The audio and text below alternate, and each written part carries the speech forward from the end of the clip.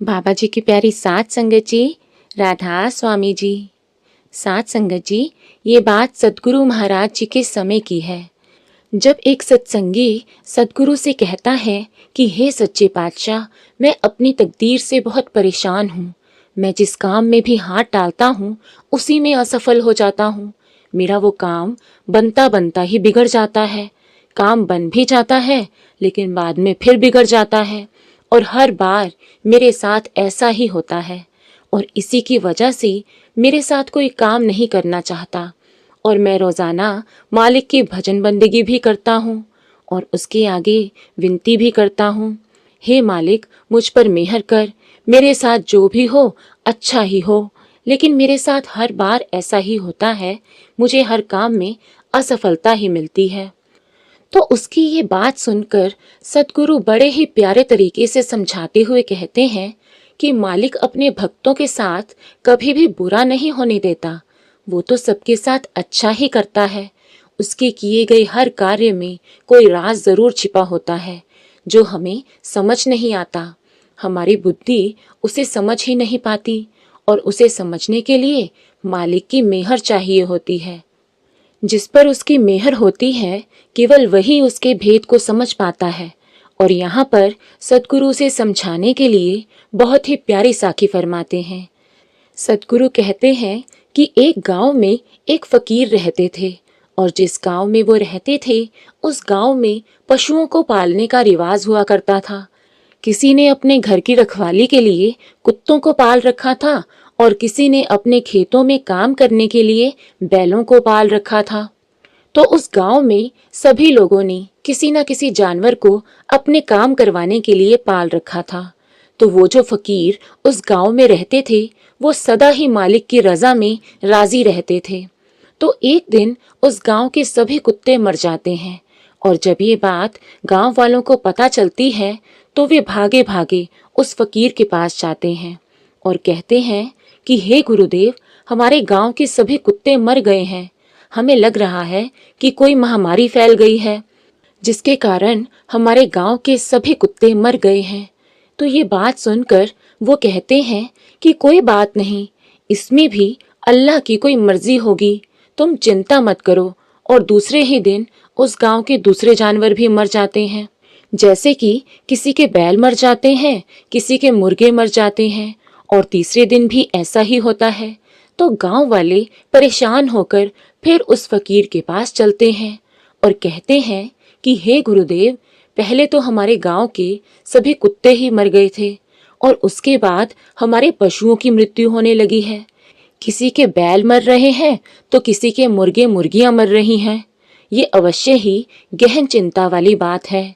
ये अवश्य ही कोई ऐसी महामारी है जो हमारे जानवरों को मार रही है। हमें जल्दी से जल्दी इसका कोई उपाय करना होगा, नहीं तो हमारा बहुत नुकसान हो जाएगा, क्योंकि इसके बिना हमारे काम रुक जाएंगे। हमारी खेती हमारे बैलों की वजह से ही होती थी और कुत्ते हमारे घरों की रखवाली किया करते थे, लेकिन अब तो सभी जानवर मर गए।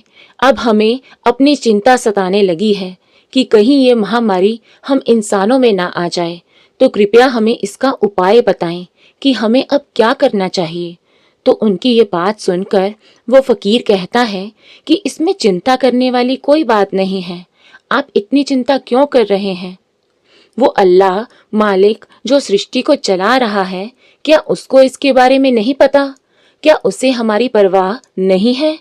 वो सब जानता है और ये जो भी हो रहा है इसमें उसकी कोई मर्जी होगी, इसलिए हमें चिंता नहीं करनी चाहिए। हमें सब कुछ उसके ऊपर छोड़ देना चाहिए, क्योंकि होता तो उसकी मर्जी से है। हम तो उसकी कठपुतलियां हैं, उसके इशारों पर नाचती हैं। तो उस फकीर की ये बातें सुनकर कुछ गांव वाले नाराज हो जाते हैं और कहते हैं कि पिछली बार भी जब ऐसा ही हुआ था तब भी इन्होंने ऐसा ही कहा था कि सब कुछ उस मालिक की मर्जी से हो रहा है, जबकि ऐसा कैसे हो सकता है? सभी जानवर एक साथ इकट्ठे कैसे मर सकते हैं और हमारा इतना नुकसान हो गया है और ये ऐसी बातें कर रहे हैं। तो कुछ गांव वाले नाराज होकर वहां से चले जाते हैं और उसके कुछ दिनों बाद ही रात के समय उस गांव में डाका पड़ जाता है। डाकू लूट मार करते करते उस गांव में भी आ जाते हैं। रात का समय होता है, तो जब वो दूसरे गांव से लूट मार करके इस गांव में प्रवेश करते हैं और देखते हैं कि पूरा का पूरा गांव वीरान पड़ा है, यहाँ पर कोई हलचल नहीं हो रही, गांव में कोई कुत्ता दिखाई नहीं दे रहा, कोई बैल दिखाई नहीं दे रहा, तो ये सब देखकर जो डाकुओं का सरदार होता है वो कहता है कि ये गांव वीरान पड़ा है, लगता है यहाँ कोई नहीं रहता, चलो आगे बढ़ते हैं, किसी दूसरे गांव में जाकर लूट मार करते हैं। तो वो इस गांव को छोड़कर चले जाते हैं और सुबह होती है तो गांव वालों को इस बात की खबर होती है कि डाकू दूसरे गांव से लूट मार करते हुए हमारे गांव में भी आए थे, लेकिन हमारा पूरा का पूरा गांव वीरान पड़ा हुआ था, क्योंकि किसी के घर में भी कोई पालतू जानवर नहीं बचा था, जिससे कि उनको इस बात की खबर होती कि इस गांव में भी लोग रहते हैं। तो जब ये बात गांव वालों को पता चलती है तो वे भागकर उस फकीर के पांव पकड़ लेते हैं और सभी उनके पास इकट्ठे हो जाते हैं। तब वो फकीर गांव वालों को समझाता है कि हमें कभी भी अल्लाह से, मालिक से किसी भी बात की शिकायत नहीं करनी चाहिए कि वो ऐसा क्यों कर रहा है, क्योंकि वह जो भी करता है हमारे लिए अच्छा ही करता है। अगर वो हमें मार भी डालता तो उसमें भी हमारी अच्छाई ही छिपी होती। वह मालिक हमें इसलिए मृत्यु नहीं देता कि हमारा समय इस संसार में पूरा हुआ, वह हमें इसलिए मृत्यु देता है कि उस समय हमारा मर जाना ही हमारे लिए अच्छा होता है, इसलिए वो हमें मृत्यु देता है। और इंसान कभी कभी उसकी रजा को नहीं समझ सकता, क्योंकि जब बच्चा पेट में होता है, अभी 4 ही महीने हुए होते हैं, और वो मालिक बच्चे में जान डाल देता है और हम माँ के पेट में बिना श्वास के रहते हैं। जो हमें बिना श्वास के माँ के पेट में रख सकता है और हमें बिना मुंह के माँ के पेट में भोजन दे सकता है, क्या वो इस संसार में हमारी रखवाली नहीं कर सकता? क्या उसको नहीं पता है कि हमारे लिए क्या अच्छा है, हमारे लिए क्या बुरा है? हम किस बात की उसके आगे शिकायत करते हैं? वह जो भी करता है हमारे लिए अच्छा ही करता है। हमें तो केवल उसका शुक्र करना चाहिए, उसकी रजा में रहना चाहिए, और जो शुक्र नहीं करता उसके ऊपर से वो मालिक अपनी दया मेहर का हाथ खींच लेता है। तो हमें जिंदगी में कभी भी मायूस नहीं होना चाहिए, सदा ही उसका शुक्र करना चाहिए। जो भी उसने हमें दिया है हमें उसका शुक्र करना चाहिए, दुख में भी उसका शुक्र करना चाहिए और सुख में भी उसका शुक्र करना चाहिए।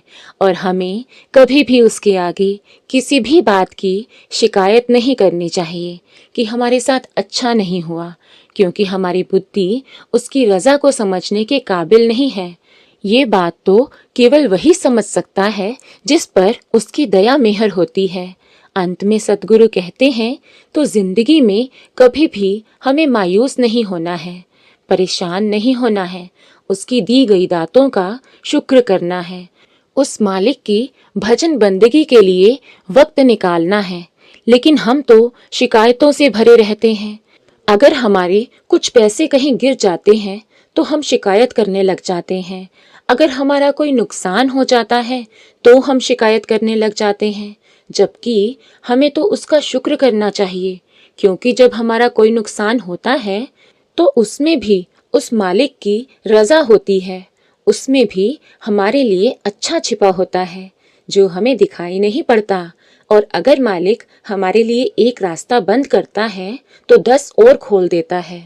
प्यारी साथ संगत जी, अगर आपको साखियाँ सुनना अच्छा लगता है तो कृपया हमारे चैनल को सब्सक्राइब करें जी। राधा स्वामी जी।